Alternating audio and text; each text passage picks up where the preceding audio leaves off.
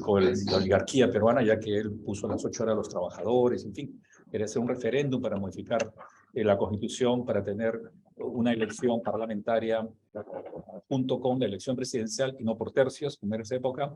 Y el otro caso es el de Fujimori, el año 2000, cuando huye del Perú y renuncia a la presidencia del Japón,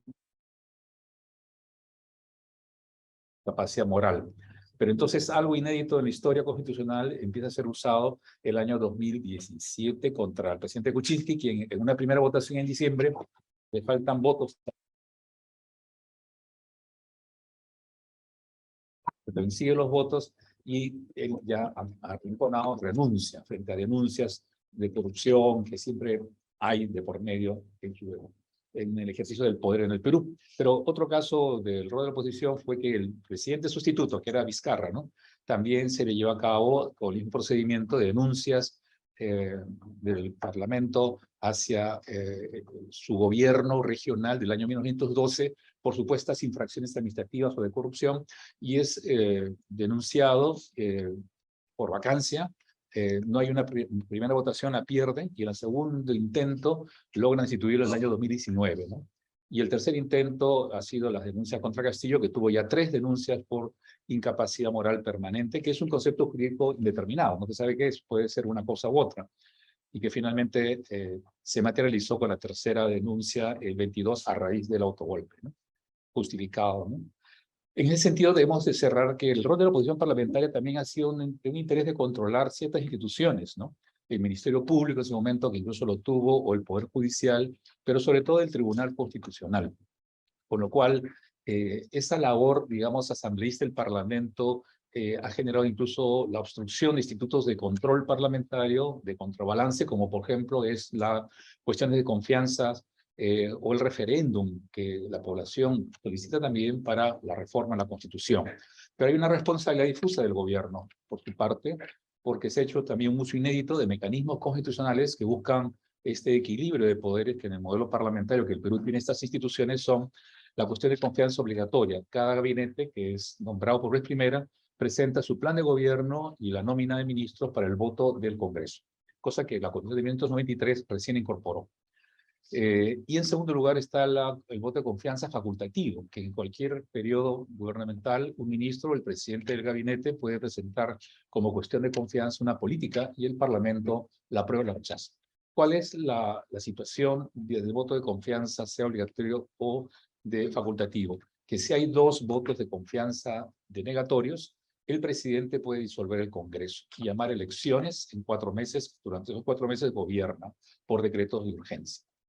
Y esto es precisamente lo que ocurrió el año 2019, cuando a un segundo rechazo de confianza por parte del Congreso al gabinete del solar del presidente Vizcarra, el presidente hizo uso de la prerrogativa de solución, ya que en esa, ¿qué cosa es lo que planteó como cuestión de confianza brevemente? El Parlamento quería controlar el nombramiento del magistrado del Tribunal Constitucional y tenía ya 11 candidatos para 6 puestos de 7, y lo que planteó el gobierno de emergencia, un proyecto de ley para modificar el sistema de elección para que no sea, que sea con garantías de pluralidad, transparencia y meritocracia, porque era una designación política mayoritaria y punto, ¿no? Y eso generó entonces todo un debate en torno a si esa negativa de confianza, que fue el rechazo a discutir esa propuesta legislativa, constituía una negativa. Y se dijo que era una negativa de fáctica, pero no jurídica. Y eso llevó a que el Parlamento incoara una demanda competencial contra el Ejecutivo por esta decisión ante el Tribunal Constitucional, y el Tribunal, en su momento, con una mayoría distinta, señaló que era un manejo, digamos, no reglado, pero que no era inconstitucional haber disuelto el Congreso bajo esos parámetros. O sea, dejó abierto el tema y validó la clausura del Congreso. Pero esa crisis de la relación Parlamento-Poder Ejecutivo se reedita con nuevas mayorías parlamentarias en las elecciones de 2011, ¿no?, donde nuevamente la candidata pierde, Fujimori, por tercera vez pierde las elecciones, ¿no?, y con una diferencia de 40.000 votos, ¿no? Y eso genera que haya más de 1.000 impugnaciones sobre la validez de los resultados electorales, inédito en el Perú, porque en las elecciones de 2016 hubieron como 30 y pocas impugnaciones finales, ¿no? Y eso genera también que el Congreso, mayoritariamente opositor, formar una comisión investigadora sobre la falsedad de los resultados electorales, investigar a los titulares de los organismos electorales, ¿no? En el Congreso, pese a que ya ha habido observadores electorales de la Organización de Estados Americanos, Unión Europea, validada por gobiernos, ¿no?, demócratas en el mundo, que es una elección legítima, ¿no?, y legal además. Pero, no obstante ello, hubo, como señalaba también, pedidos de vacancia por incapacidad moral en noviembre del 2021, en marzo 2022 y en noviembre del 2022 también, ¿no? También hubo denegatorias de viaje al exterior del presidente que la Constitución peruana, algo muy singular, para que pueda visitar al señor Borrell, por ejemplo, el Parlamento le negó. O visitar a su santidad el Papa, le negó. Visitar México para la cumbre de la Alianza del Pacífico, que reúne países de las economías México, Colombia, Chile, Perú, denegado, ¿no? Visitar la APEC, ¿no?, la conferencia de Tailandia del año pasado, denegado, ¿no? Pero sí autorizaron otras, ¿no? En ese sentido, también el presidente recibió como 20 denuncias constitucionales, ¿no? Algunas en trámite, otras en expectativa. De modo tal de que esta crisis de gobernabilidad dio lugar a que planteara el gobierno cuestión de confianza, ¿no? Precisamente sobre dos leyes que bloquean, digamos, el ejercicio del referéndum en materia constitucional y también el propio uso de la cuestión de confianza que fue regulado por el Parlamento el 2021 para evitar que se plantee cuestiones de reforma constitucional como materia de cuestión de confianza. Esta situación es interesante también vista desde el punto de vista exterior, porque la Comisión Interamericana en octubre del 2022 emitió un informe en el cual dice algo así: en los últimos años el Perú ha atravesado por varias crisis políticas por diversos factores. Uno de estos es el uso reiterado de tres figuras constitucionales que tienen el potencial de debilitar la separación y el equilibrio de poderes y de paralizar la gobernabilidad del país debido a su falta de definición objetiva. Las figuras aludidas son la acusación constitucional, la vacancia presidencial por incapacidad moral permanente y la disolución del Congreso por la negatoria de confianza de los ministros. Da esta situación, el gobierno del presidente Castillo en octubre pasado apela a la Organización de Estados Americanos porque hay una Carta Democrática Interamericana aprobada en el 2001, dado que en el siglo pasado los golpes de Estado se hacían a través de golpes militares, ¿no?, fácticos, ¿no? Sin embargo, hay evidencia en el siglo ya presente, desde el 2000-2001, que hay, digamos, golpes parlamentarios, ¿no?, mediante la vacancia, ¿no? Legítimos o ilegítimos, pero ocurre, ¿no?, con Lugo en Paraguay, Dilma Rousseff en 2018 en Brasil, Zelay en Honduras, como también en Venezuela, ¿no?, y en otros países que se viene dando, ¿no? Lo cual es un tema pendiente también de lo que son los juicios políticos y la institución presidenciales. De ahí que la convocatoria a la Carta Democrática Interamericana es para proteger las democracias de este tipo de acciones que puedan estar deslegitimando, mermando la gobernabilidad democrática o la propia institucionalidad y produciendo precisamente este requebrajamiento, quebrantamiento del orden democrático constitucional. Y por eso 7 cancilleres visitaron el Perú el mes de noviembre para dialogar con el gobierno y la oposición y establecieron preliminarmente recomendaciones. Primero, una tregua política. Segundo, el diálogo político, pero sin exclusiones ni expresiones racistas o antipluralistas, dado que ellos observaron que habían actitudes en algunos medios, y también, en todo caso, el uso de la justicia constitucional. Esas fueron las recomendaciones que quedaron frustradas, obviamente, por el intento de golpe y todo lo que ha sucedido. Ahora, la opinión pública, ¿qué rol juega en una democracia en esta relación? En las encuestas de opinión, no. Hay un rechazo al Parlamento en un 90%, y no es algo nuevo, sino que se va incrementando incluso ahora más. Y al gobierno, que es algo nuevo, que es un gobierno también nuevo, de Dilma Boluarte, hay un rechazo del 36%, ¿no? Ahora, ¿qué significa esto? Que esta respuesta con movilizaciones de masas en estos primeros 3 meses ha tenido, claro, una represión policial y militar con 60 muertos, ¿no? Pero además unos tratos discriminatorios de señalar que son terroristas o gente totalmente asocial, ¿no? Y estos grupos lo que demandan es elecciones generales, parlamentarias presidenciales. También demandan la convocatoria a un referéndum, ¿no?, para que se decida por una asamblea constituyente. Es decir, lo que se ha generado es una confrontación entre la sociedad civil del Perú profundo, porque solamente gente de los Andes, ¿no?, aunque no únicamente, y Lima, la capital, donde están las élites del poder históricamente, ¿no? Entonces, esto nos lleva a preguntarnos si estamos ante una situación preconstituyente o constituyente, ¿no? Y como dice Claudia Heiss, ¿no? El periodo de transformación y cambios de valores y percepciones mayoritarias que llevan al cambio y a la reinterpretación de la Constitución es lo que va gestando un momento constituyente. Para lo cual, importante creo que es definir entonces cuál es el rol de la población como soberanía popular, la legitimidad social y la identidad constitucional, ¿no? En cuanto a la soberanía popular, hay que señalar que en las encuestas también de opinión, el 69% pide una asamblea constituyente. Sobre todo si se dice que el pueblo es el titular del poder constituyente, pues hay una legitimidad, hay un deseo, ¿no?, de ella, ¿no? Estas iniciativas de elecciones también políticas inmediatas por parte de la población han sido rechazadas, ¿no?, por el Congreso, ¿no? Han archivado. Pero sobre todo también hay un rechazo, ¿no?, de estas demandas ciudadanas bajo aparentemente un tufillo muy discriminador, ¿no? Con lo cual el discurso político y mediático de prensa también concentrada es de alguna forma discriminadora con estas demandas ciudadanas. En una encuesta que se hace un organismo internacional, el Perú es el cuarto país más discriminador en el mundo en el mes de enero, ¿no? Y eso dice bastante entonces también. Y el principio democrático es el respeto del poder constituyente que permita incorporar a los movimientos sociales y a la opinión pública y demás actores en las decisiones políticas. Y como dice John Elster, ¿no?, casi siempre se escriben las nuevas constituciones después de unas crisis o de circunstancias excepcionales de algún tipo. Por mucho, el vínculo entre crisis y creación constitucional es muy fuerte. Y en ese proceso es que tenemos que ver el tema de la legitimidad, ¿no?, que acontece, ¿no? Tanto porque la presidenta asumió legalmente la presidencia ante el intento de golpe, pero sin la confianza ciudadana. Al punto que algunos países, incluso como México, Colombia, Honduras, rechazan, ¿no?, la legitimidad presidencial de Dina Boluarte, ¿no? Y algunos países se han distanciado inicialmente, Argentina, Bolivia, ¿no? Y estas misiones ciudadanas están basadas, diría yo, en principios y valores inmanentes, ¿no? Así, muy primarios de justicia, de dignidad y de igualdad. Y eso es lo que lleva una suerte, una identidad ética social con Castillo, que era un profesor de la zona rural del norte del país, ¿no?, que incluso llegó a la presidencia usando sombrero de campo, ¿no?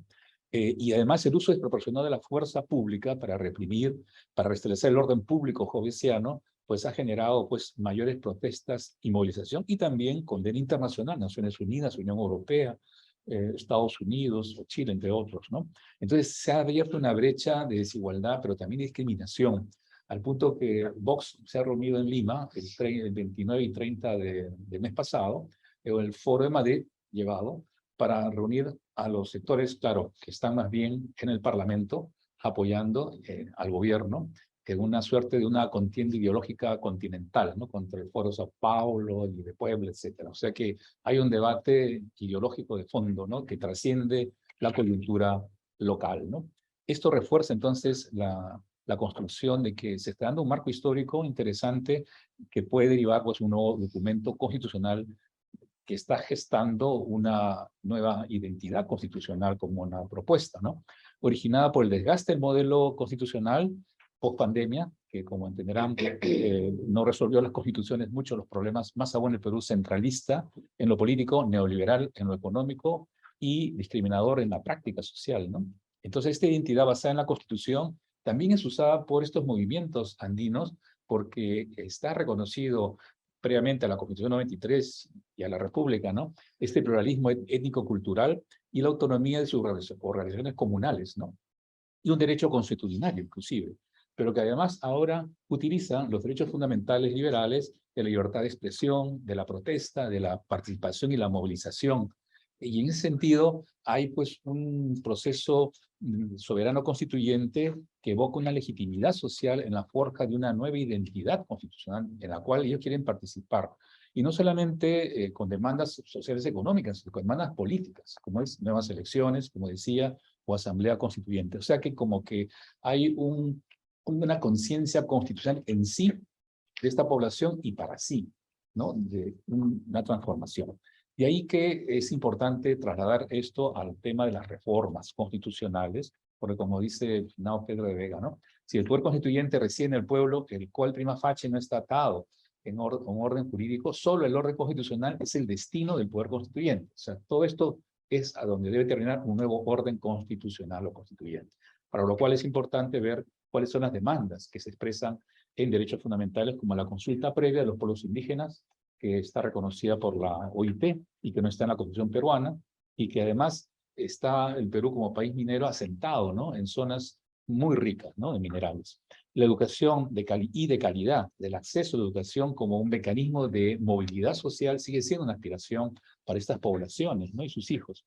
La salud, que en la pospandemia el Perú tuvo 200.000 muertos, un per cápita de población más alto, uno de los más altos en el mundo, para que vean la precariedad del sistema, sobre todo la privatización y los nuevos derechos que van apareciendo, porque con la guerra de Ucrania hemos dejado de importar fertilizantes de Rusia y granos de Ucrania también, generando una situación de crisis alimentaria, inclusive, ¿no? Que demanda, pues, como ya Naciones Unidas también plantea, el tema de la seguridad alimentaria como un derecho también progresivo, evidentemente, y nuevos derechos como el derecho de Internet que permite la conectividad para poder acceder a otros derechos, ¿no?